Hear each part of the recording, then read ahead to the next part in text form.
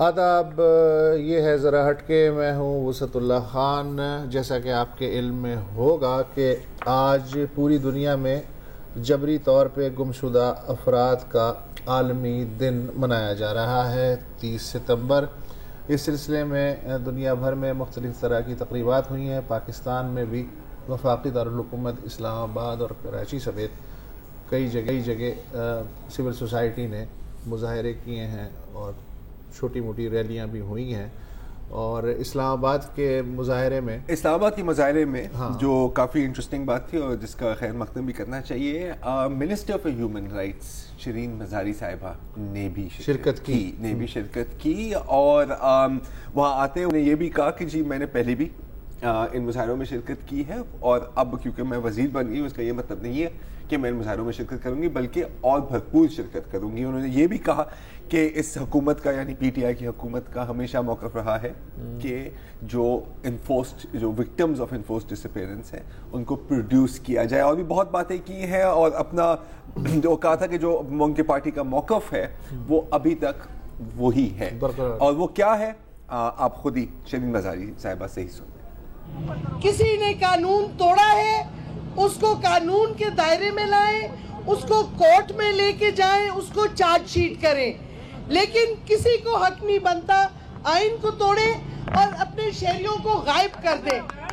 انشاءاللہ ہم اپنا قانون بھی تبدیل کریں گے جس میں ہم انفورسڈ ڈس اپیئرنسز کو کرمنل اوفینس انکلوڈ کریں گے کرمنل پینل کوڈ میں۔ دوسرا، جو لوگ سالوں سال ڈیکیڈ سے ڈس اپیئرڈ ہو گئے ہیں، ہم سمجھتے ہیں کلوزر کا ٹائم آ گیا ہے۔ کم سے کم فیملیز کو بتایا جائے کدھر ہیں وہ لوگ، یا آپ کے قبضے میں ہیں یا جیسے کئی لوگ کہتے ہیں جی وہ خود ہی چلے گئے دہشت گردوں کے ساتھ، تو پھر آپ بتا دیں کدھر گئے ہیں، اور خدا نہ خواستہ اگر وہ زندہ نہیں ہے تو کم سے کم فیملیز کو کلوزر دیں۔ یہ ظلم ہے نہ صرف ان کے ساتھ جو غائب ہوئے ہیں لیکن ان کی بیوییں، بھائی بہن، بچوں کے ساتھ ظلم ہے، اور یہ ہماری آئین کی خلاف ورزی ہے۔ ماں باپ کے ساتھ یہ ہماری آئین کی خلاف ورزی ہے۔ اگر ہم اپنے آپ کو جمہوریت کہتے ہیں تو پھر کسی جمہوریت میں اس طرح کے نہیں ہو سکتا ایکشن کہ شہریوں کو آپ رات کے اندھیروں میں یا دن کے وقت ان کو غائب کر دیں اور پتہ بھی نہ چلے وہ کدھر ہے۔ قانون موجود ہے، اگر کسی نے دہشت گردی کی ہے، کسی نے اینٹی اسٹیٹ جسے ہم کہتے ہیں کوئی ایکٹیویٹی کی ہے، کورٹ میں پیش کریں۔ ہم نے اسی واسطے قانون اور سخت کیے ہیں، ملٹری کورٹس بھی آ گئے ہیں۔ اب کوئی وجہ نہیں ہے کہ لوگوں کو آپ سڑکوں سے اٹھا کے، ان کے گھروں سے اٹھا کے ان کو غائب کر دیں اور ان کی فیملیز کو پتہ ہی نہ ہو وہ کدھر ہیں۔ This is unacceptable۔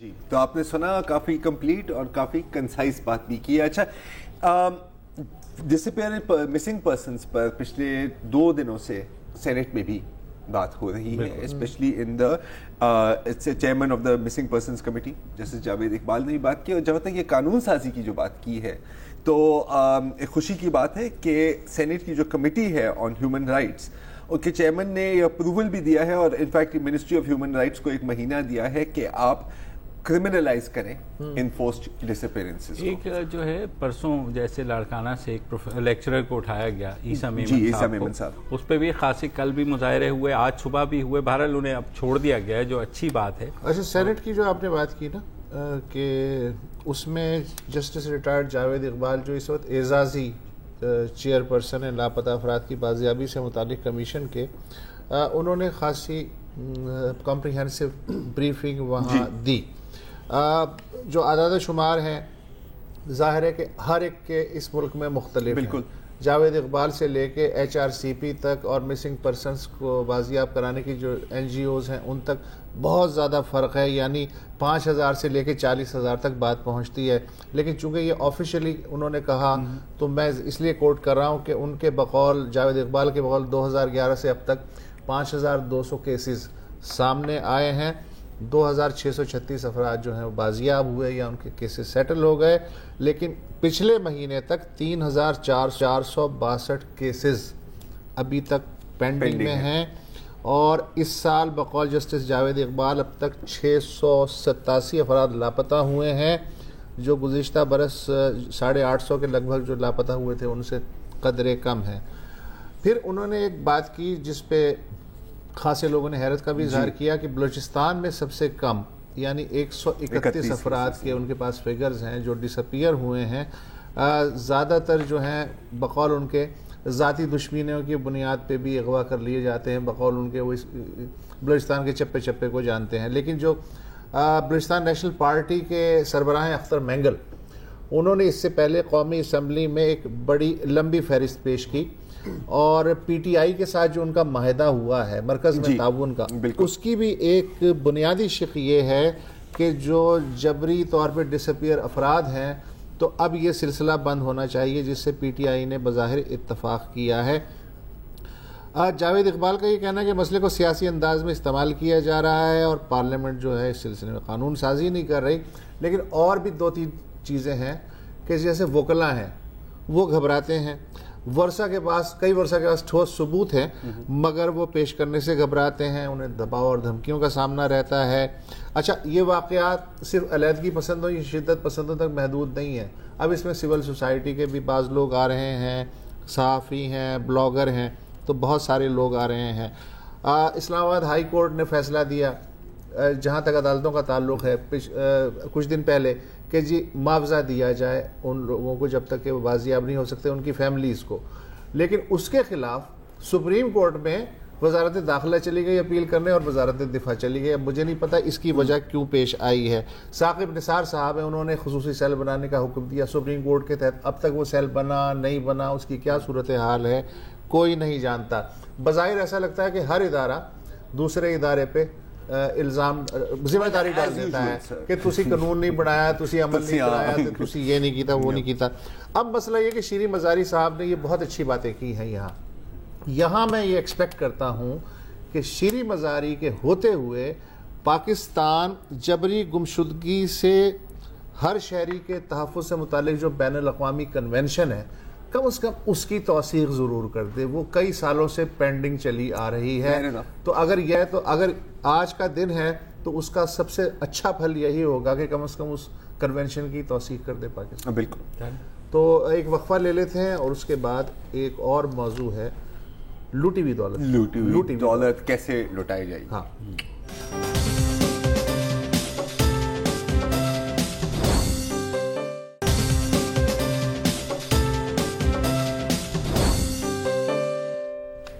Welcome back. اور آج کا ہمارا بڑا موضوع یہ ہے جو کہ ظاہر تحریک انصاف کی حکومت کا بھی تھا، جو 5 سال انہوں نے کہا کہ ہم اگر پاور میں آ گئے تو ہم لوٹی ہوئی دولت واپس لے کر کے آئیں گے۔ وہ لوٹی ہوئی دولت کتنی ہے، کیا وہ واپس آ سکتی ہے یا نہیں، یہ ہمیشہ ہمیں اس میں مختلف آراء ملتی ہیں۔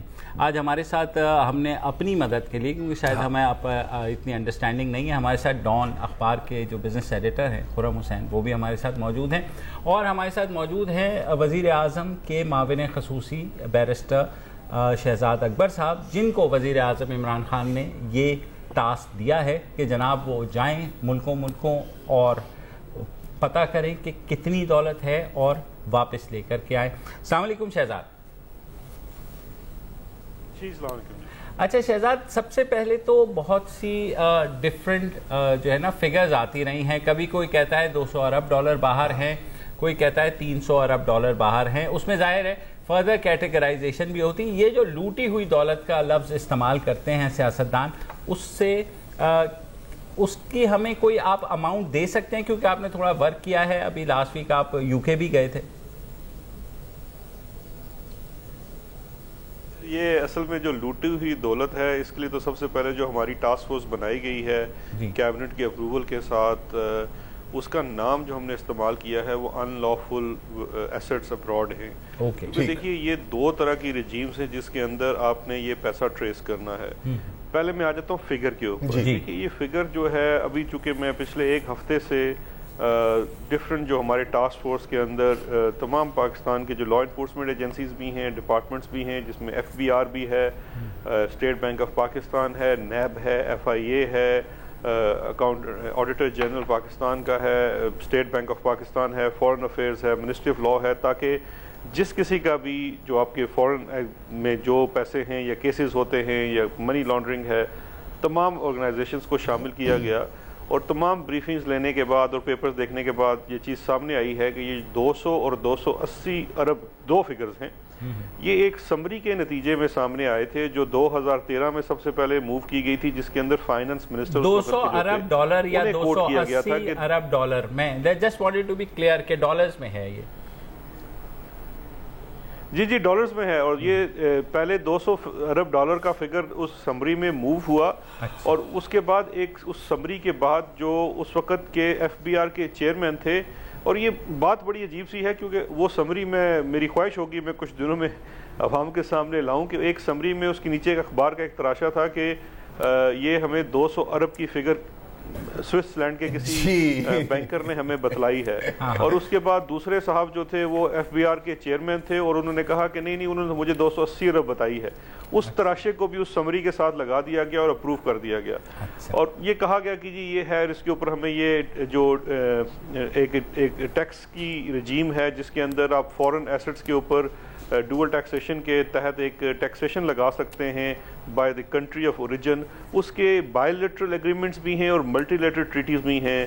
ملٹی لیٹرل ٹریٹی جو OECD کی امبریلا کے نیچے ہے، اس میں کافی سارے ممالک ہیں جس میں پاکستان بھی حصہ ہے، اور ہمارے تقریباً 70 کے قریب ممالک کے ساتھ بائی لیٹرل ٹریٹیز ہیں اس نوعیت. آپ کا کیا فگر ہے؟ 280 کی ہسٹری تو آپ نے بتا دی کہ گزشتہ حکومت کے دور میں سامنے آئی. آپ کی اپنی تحقیق کیا کہتی ہے، کتنے ہیں ریئلسٹکلی جو آپ لا سکتے ہیں؟ دیکھیے میں یہ سمجھتا ہوں دو چیزیں اس میں ہوئی ہیں. پہلی تو بات یہ ہے کہ ابھی تک ہمیں کہیں سے بھی یہ اس کی کوئی چیز نظر نہیں آ رہی کہ 280 کی فگر جو ہے اس وقت کے فائنانس منسٹر نے اور چیئرمین FBR نے کس بنیاد پہ کی، کیونکہ انہوں نے کہا کہ ہمیں کسی نے کہا اور وہ سوئس بینک کا وہ تھا.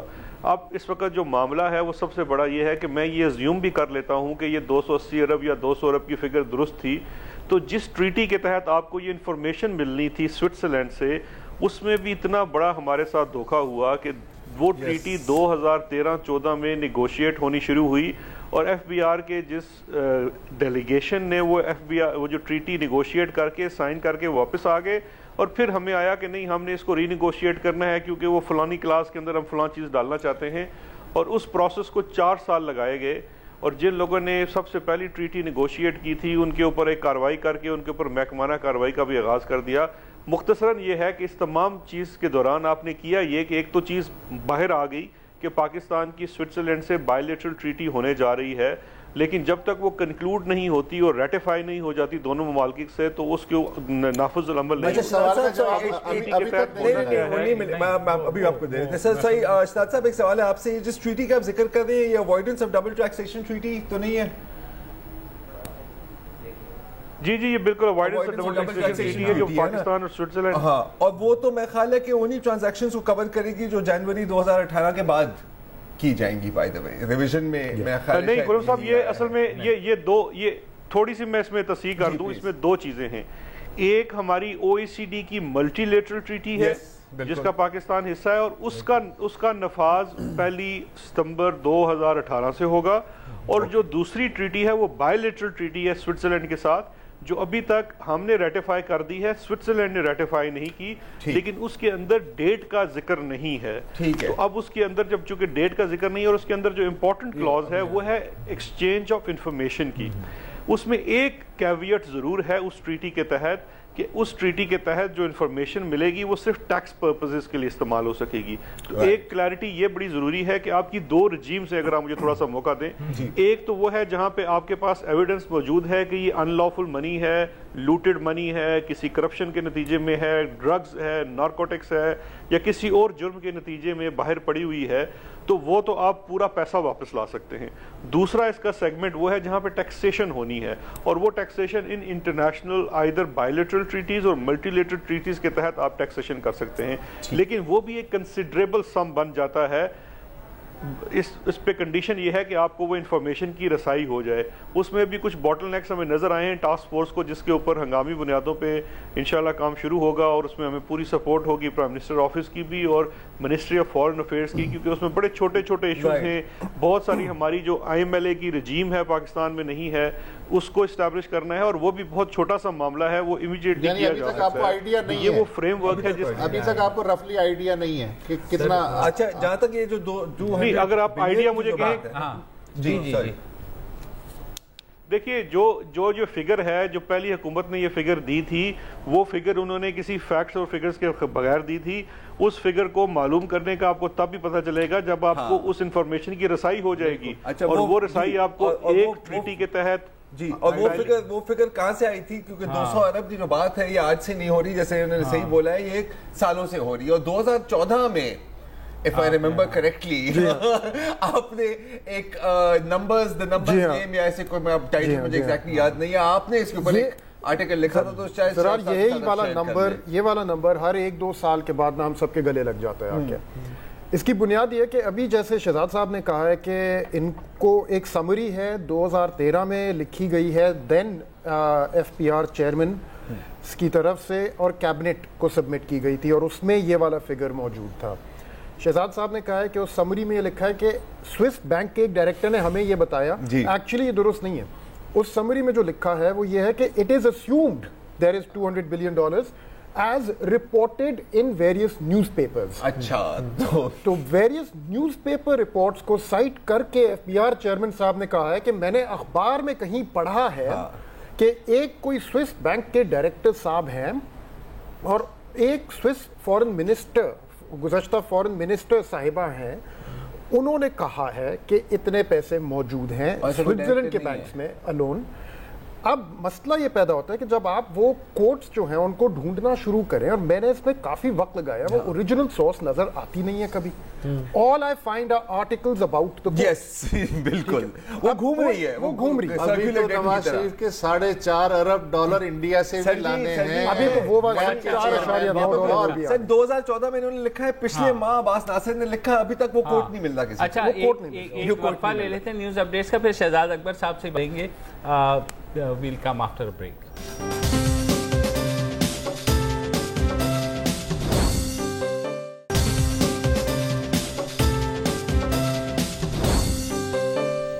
Welcome back. ہم بات کریں وزیر اعظم کے معاون خصوصی برائے احتساب شہزاد اکبر صاحب سے. آپ نے ان کی گفتگو سنی. شہزاد صاحب, ابھی آپ برطانیہ سے ہو کے آئے ہیں اور خاصا شور اٹھا ہوا ہے یہ ایون فیلڈ پراپرٹیز کا. یہ بتائیے کہ یہاں کیونکہ سزا ہو چکی ہے, تو اس بنیاد پر کیا چانسز ہیں کہ ایون فیلڈ پراپرٹیز کی جو رقم ہے یا اس کو وہاں بیچ کر کے وہ رقم واپس پاکستان آ سکتی ہے؟ کیا ایسا ممکن ہے؟ جی مبشر, وہ بالکل ایسا ممکن ہے, کیونکہ اس وقت جو ڈیسیژن ہے وہ اٹ سٹینڈز, اور اس کے اوپر جو اس وقت نیب کا سٹیپ ہونا چاہیے وہ ایک ریسٹرینٹ آرڈر کا ہوتا ہے کہ آپ اس پراپرٹی کے اوپر ایک ریسٹریننگ آرڈر لے لیتے ہیں کہ اس پراپرٹی کو ڈسپوز آف نہیں کیا جا سکتا. Because of course the moment آپ یہ ریسٹریننگ آرڈر لیتے ہیں, جو بھی اس کے اوپر انٹرسٹ رکھتے ہیں, جیسے کہ حسن اور حسین لنڈن میں ہیں, تو وہ بھی امیڈیٹلی وہاں کی عدالت سے رابطہ کریں گے اور کہیں گے کہ یہ آرڈر ابھی سبجیکٹ ٹو اپیل ہے. تو اس پراپرٹی کو لیکویڈیٹ نہیں کیا جائے گا امیڈیٹلی, ویٹ کیا جائے گا اپیل پروسیس کا, اور جب اپیل پروسیس پورا ہو جاتا ہے تو وہ لیکویڈیٹ ہوگا. لیکن ریسٹریننگ آرڈر جو ہے وہ امپورٹنٹ ہے, کیونکہ اس کے بعد یہ ہے کہ دوسری پارٹی بھی جن کے پاس گھر ہے وہ اس کو ڈسپوز آف نہیں کر سکتے. تو بالکل ممکن ہے.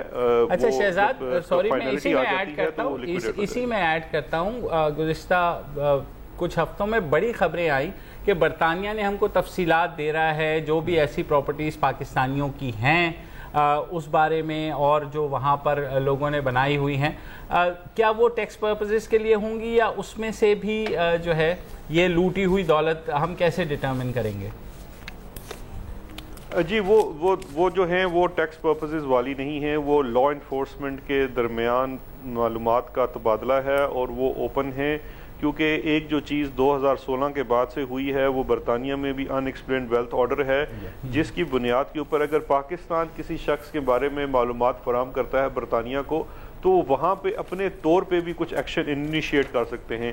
اور ایک چیز اور ذہن میں رکھیے کہ جو یہ کرمنل پروسیڈنگز کا روٹ ہے, اس کے علاوہ آپ کے پاس سول پروسیڈنگز کا روٹ بھی ہوتا ہے جہاں پہ آپ ایز اے وکٹم اسٹیٹ, میں اس کی ایک مثال دیتا ہوں کہ اگر وہ برطانیہ میں کسی کے خلاف ان ایکسپلینڈ ویلتھ آرڈر کے تحت کوئی کارروائی شروع ہوتی ہے اور یہ پتہ چل جاتا ہے کہ وہ شخص اس کو ایکسپلین نہیں کر سکتا اور اس کا اوریجن پاکستان سے ہے, اب وہ شخص کبھی پبلک آفس ہولڈر رہا ہو, سیاستدان رہا ہو, تو پاکستان سول پروسیڈنگ میں جا سکتا ہے ایز وکٹم اسٹیٹ کہ یہ پیسہ چونکہ یہ شخص کا جو اصل میں ریلیشن تھا وہ یہاں سے تھا تو وہ ہمیں دے دیا جائے. ٹھیک ہے شہزاد, اس سارے پروسیس میں کتنے برس لگ سکتے ہیں آپ کے خیال میں, کیونکہ ظاہر آپ سول پروسیس بھی ایک, میں یہ آئی تھنک کھوڑو صاحب شاید پوچھ رہے تھے مثال کے بارے میں نائجیریا کے کچھ کیسز کا ذکر کر دوں. نائجیریا کے تقریباً $14 بلین کے قریب جو ہے وہ برطانیہ سے واپس جا چکے ہیں انہی سول پروسیڈنگز میں جہاں پہ وہ وکٹم سٹیٹ کے اندر آئے ہیں. تو اس میں پاکستان کا ماضی میں ایکسپیرینس اتنا اچھا نہیں رہا 2 وجوہات کی وجہ سے. ایک تو یہ 15 سال پہلے کچھ ایسی ایفرٹس ہوئی تھی جس میں آپ کو پتا ہے راک ووڈ اسٹیٹ, سرے پیلس اور یہ سوئٹزرلینڈ کے کیسز تھے, لیکن اس وقت انٹرنیشنل لیگل رجیم بڑی ڈیفرنٹ تھی. اس وقت پچھلے 15 سالوں میں بہت چیزیں بدل چکی ہیں, بائیلیٹرل ایگریمنٹس, ٹریٹیز اور بہت ساری ایسے انٹرنیشنل سیٹس آ چکے ہیں جہاں پہ منی لانڈرنگ کو بڑا سیریسلی دیکھا جاتا ہے اور پروسیڈز آف کرائم یا کسی بھی قسم کی لوٹی ہوئی دولت تھرڈ ورلڈ کنٹری ڈیولپنگ ممالک کو واپس کرنے میں اب کافی تیزی آ گئی ہے اور جو لا انفورسمنٹ ہے ان کی کوآپریشن کا لیول بدل چکا ہے. میری جو یہ ریسنٹ وزٹ تھا وہ بہت چھوٹا تھا کیونکہ عید کے 2 دن یہاں چھٹی تھی تو میں اس کو یوٹیلائز کرنے کے لیے, چونکہ میں اپنے پرائیویٹ وزٹ پہ پہلے سے لنڈن جا رہا تھا تو وہ ایک آفیشیل وزٹ نہیں تھا, لیکن چونکہ میں پرائیویٹ وزٹ پہ آلریڈی بیفور مائی اپوائنٹمنٹ وہ اسکیجولڈ وزٹ تھا, تو میں جب وہاں گیا تو میں نے کچھ وہاں کی لا فرمز, ریکوری ایجنسیز اور کچھ سرکاری لوگوں سے بھی رابطے کیے, ان سے میٹنگز ہوئی اور وہاں سے مجھے کافی جو اچھی وائبز ملی کہ وہ ہمارے ساتھ کوآپریشن کرنے کے لیے تیار ہیں اور ہمارے ساتھ بائیلیٹرل ٹریٹیز کے اندر, ایگریمنٹس کے اندر ڈائریکٹلی ود لا انفورسمنٹ تیار ہیں. ہماری گورنمنٹ دکھائے گی یہاں پہ. جی Shahzad, if all goes as per plan, بالکل آئیڈیل سچویشن میں بھی, تو آپ کو اندازہ ہے نائجیریا کو بھی بہت سال لگ گئے تھے, تو ہمیں کتنے سال لگ سکتے ہیں؟ 18 سال لگے. ٹائم بالکل نہیں دے سکتا کیونکہ یہ دیکھیے it is subject to court proceedings. Nigeria کے علاوہ بھی کوئی مثال ہے؟ مثلا ایک زمانے میں ہم فلپین کا سنتے رہے, ظاہر کے موبوتو کی دولت کا سنتے رہے, حسنی مبارک کا نام اچھلتا رہا. ہمارے ہمسائے میں مودی جی 5 سال سے کوشش کر رہے ہیں ہر ہندوستانی کی جیب میں 15 لاکھ روپے ٹھونسیں گے اس لیے کہ وہ بھارتیوں کے پیسے لائیں گے, لوٹی ہوئی دولت. تو مطلب یہ کہ نائجیریا کے علاوہ بھی کوئی مثال ہے؟ جی دیکھیے افریقن کنٹریز کی کچھ اور ممالک کی مثالیں بھی موجود ہیں, لیکن میں صرف یہاں پہ یہ عرض کرتا چلوں, سب سے امپورٹنٹ چیز ہے ڈیٹیکشن, ٹریسنگ اور اس کے بعد اس کے اوپر لیگل پروسیس انیشیٹ کرنا. یہ آئی تھنک سب سے پہلا سٹیپ ہے جو ہمیں جتنا جلد ممکن ہو سکے اس کے اوپر اٹھانا پڑے گا, کیونکہ دیکھیے جب تک آپ چیزوں کو ڈیٹیکٹ کر کے لیگل پروسیسز انیشیٹ نہیں کریں گے آپ ایک پروسیس میں نہیں آتے. اس کے بعد اس میں جتنی دیر لگتی ہے وہ سمپل سی. شہزاد صاحب ایک کوئک سوال یہاں میں آپ سے بھی پوچھ رہا ہوں, 1-2 سوال میں بھی پوچھ رہا ہوں پلیز. ایک بتائیں کہ آپ نے کہا ہے کہ ریسٹریننگ آرڈر نیب سے ایک چاہیے ایون فیلڈ پراپرٹیز کے لیے, لیکن نیب کا ریسٹریننگ آرڈر یو کے میں یو کے نیشنل کی اونڈ پراپرٹی کے خلاف کیسے آپ اپلائی کریں گے؟ نہیں خرم, میرا کہنا یہ ہے کہ ریسٹریننگ آرڈر وہ ہے جو کہ برطانیہ کے قانون کے مطابق ہے. تو آپ کو پھر برطانیہ کے کورٹ میں, تو آپ کو برطانیہ کے کورٹ میں جا کے کہنا ہوگا کہ ان کو ریسٹرین کریں اپنی پراپرٹی بیچنے سے, رائٹ؟ آپ نے اپنا کیس برطانیہ کے کورٹ میں نہیں جانا ہوگا. جی بتائیے. میں پلیز میں یہ بتا دوں یہ کورٹ میں نہیں جانا پڑے گا. یہ ریسٹریننگ آرڈر کے لیے آپ کو تھرو میوچل لیگل اسسٹنس وہاں کی جو نیشنل ایجنسی ہے, نیشنل کرائم ایجنسی ہے, اس سے ریکویسٹ کرنی پڑے گی. وہ اس ریکویسٹ کے اوپر اس کو ریسٹریننگ آرڈر لاگو کر دیتے ہیں جو کہ ایک ایڈمنسٹریٹو ایکشن ہے. اس کے بعد جو بھی افیکٹڈ پارٹی ہے اس کو کورٹ میں چیلنج کر سکتی ہے. اس کا میکینزم یہ ہوگا. تو اب آپ ایک منٹ, اب آپ ایکسپلین کریں, اب آپ اگر ان ایکسپلینڈ ویلتھ آرڈر وہاں پہ سرو کریں گے, اب یہاں پہ یو کے گورنمنٹ کی ہی اپنی ایکسپلینیشن ہے یو ڈبلیو اوز کے بارے میں, اور اس میں خاص لکھا ہے U W O is not by itself a power to recover assets, it is an addition to a number of powers already available in the Proceeds of Crime Act to investigate and recover the proceeds. Proceeds of crime act के under तो आपको ये चीज UK court में साबित करनी होगी कि आपके ख्याल में ये पैसे जो हैं, ये प्रॉपर्टी जो है, ये प्रोसीड्स ऑफ क्राइम से ली गई है। अच्छा, यहाँ पे एक हम छोटी सा वक्फा ले लें। बर्डन ऑफ प्रूफ आपके ऊपर होगा ना। जी अच्छा, मैं ये जी सॉरी, मैं मुख्तसरन जवाब दे देता हूँ। देखिए, ये दो प्रोसीडिंग्स हैं। वो जो अनएक्सप्लेन्ड वेल्थ ऑर्डर के ऊपर प्रोसीडिंग्स है, वो ब्रिटिश प्रोसीडिंग होगी, वो वहाँ के मुताबिक एक क्रिमिनल प्रोसीडिंग होगी। जो आप उसको रिकवर करने के लिए करेंगे वो एक सिविल प्रोसीडिंग होगी, जिसके अंदर आप ये कहते हैं कि आपका जो भी इशू चल रहा है कि ये एक्सप्लेन नहीं कर पा रहे, इसका बेनिफिशियरी मैं होना चाहिए। उसकी वजह यह है कि ये शख्स पाकिस्तान का पब्लिक ऑफिस होल्डर था, इसका और कोई बिजनेस नहीं था और ये पैसा यहाँ से ही लूट के लाया होगा। वो प्रिजम्पशन उस लॉ में डाल दी गई है जो आपके लिए यूजफुल हो सकती है। उसके लिए दो प्रोसीडिंग्स होंगी। ठीक है, ओके, थैंक यू बहुत शहजाद हमसे बात करने का। और एक वक्फा लेते हैं, वक्फे के बाद आकर के डिस्कस करेंगे जो पॉइंट्स उन्होंने दिए खुर्रम के साथ।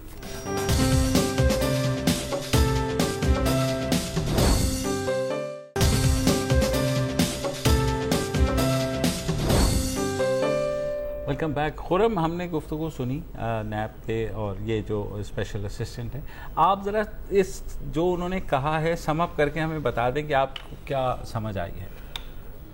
देखिए मुबाशिर, पहली चीज़ मैं कह दूं कि जो रिकवर्ड पैसे, जो लूटेड मनी पाकिस्तानियों के बाहर गई है, उसको वापस लाना एक बहुत नोबल गोल है मेरे ख्याल। बिल्कुल है, और आई डोंट थिंक कोई उस गोल को अपोज करता है। इसको, इस पैसे को वापस लाना चाहिए और जो लोग जिन्होंने लूटा है और बाहर पैसे लेके गए हैं उनको लाजिम सजा होनी चाहिए, इसमें कोई दो राय नहीं है। लेकिन जब आप इसकी प्रैक्टिकल चीज़ों पे आते हैं तो फिर कुछ बुनियादी चीज़ें आपके सामने आती हैं। मिसाल के तौर के हैं कितने ये पैसे। अब उन्होंने जो 200 या 280 बिलियन डॉलर्स का फिगर यूज़ कर रहे हैं, उसको जो लेवल ऑफ सीरियसनेस दे रहे हैं और उसको प्रेजेंट ऐसे कर रहे हैं कि हमें तो स्विस अथॉरिटीज़ ने बताया, जो नहीं बताया स्विस अथॉरिटीज़ ने, ऐसी कोई चीज़ नहीं बताई। यहाँ पे मैं थोड़ा मायूस हुआ हूँ कि आई वुड होप कि इनके पास इससे ज़्यादा थोड़ी आने वाले दिनों में बेहतर रिसर्च होएगी प्रेजेंट करने के लिए कि हम लोग लोकेट करने में क्या मेथड इस्तेमाल किया जा रहा है। नंबर 2 के अब इसको जैसे एवनफील्ड प्रॉपर्टीज़ एक इनका वो बन जाएगा एग्जाम्पल केस कि और कुछ नहीं तो कम से कम ये तो आप पकड़ के ले आए, ये तो अब सबके सामने आ चुकी है, इसको तो यहाँ पाकिस्तान में भी कोर्ट जजमेंट है। तो यहाँ पे अब ये दुरुस्त कह रहे थे कि अब इनका 2 स्टेप प्रोसेस होएगा।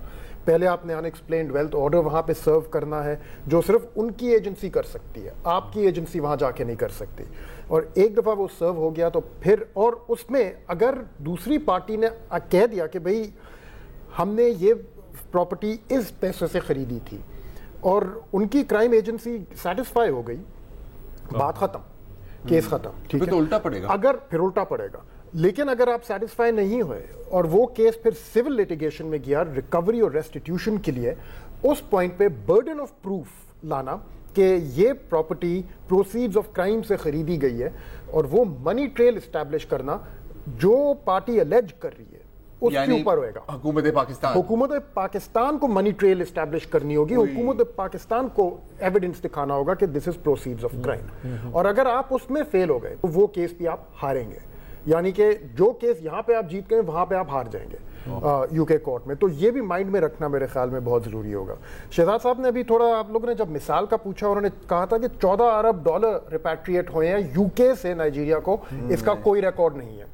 ओके, कोई 14 अरब डॉलर रिपैट्रिएट होने का रिकॉर्ड नहीं है। अलबत्ता हो सकता है कि कहीं ना कहीं यूके में कोई लिटिगेशन चल रही है जिसमें नाइजीरियन गवर्नमेंट ने 14 अरब डॉलर मांगे। 300 मिलियन डॉलर का फिगर देखा है coming from Swiss. 321 million dollars Swiss bank से रिपैट्रिएट हुए हैं। वर्ल्ड बैंक ने उसका पूरा फ्रेमवर्क बना के उसकी लिटिगेशन नाइजीरिया के बिहाफ पे की थी और 18 साल लगे। बहरहाल इसका मतलब यह है कि जब दादा मरेंगे तब बैल बटेंगे, ये उस तरह की कहानी है, लंबी कहानी, लंबी बहुत। और जो फौरी मसाइल है पाकिस्तान के, वो उससे का इससे कोई ताल्लुक नहीं, हल नहीं। और दादा जान के डेथ सर्टिफिकेट लेने में भी टाइम लगेगा। ठीक है, तो फिलहाल इतना ही, इजाजत दीजिए, खुदा हाफिज़।